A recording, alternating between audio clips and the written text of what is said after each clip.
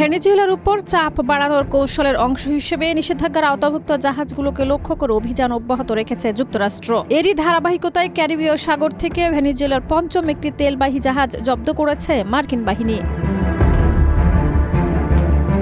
9 December এক বিবৃতিতে যুক্তরাষ্ট্রের সামরিক বাহিনীর সাউদার্ন কমান্ড জানায়, জয়েন্ট টাস্ক ফোর্সের পরিচালিত অভিযানে কোনো ধরনের সংঘর্ষ ছাড়াই ট্যাঙ্কারটি আটক করা হয়। তাদের দাবি, জাহাজটি পূর্ব তিমুরের পতাকা ব্যবহার করে চলাচল করছিল এবং এতে আন্তর্জাতিক বাজারে অনুমোদনহীন নিষিদ্ধ তেল পরিবহন করা হচ্ছিল।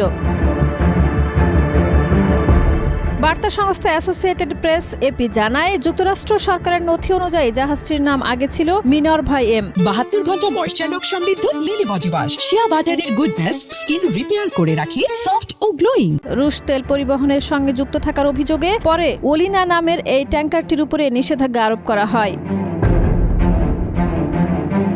এদিকে যুক্তরাষ্ট্রের বিচার বিভাগ জানিয়েছে, উত্তর আটলান্টিক থেকে জব্দ করা জাহাজটির ক্রুরা কোস্টগার্ডের নির্দেশ অমান্য করেছে কিনা তা তদন্ত করা হচ্ছে। এ ঘটনায় তাদের বিরুদ্ধে আইনি ব্যবস্থা নেওয়ার প্রস্তুতিও চলছে।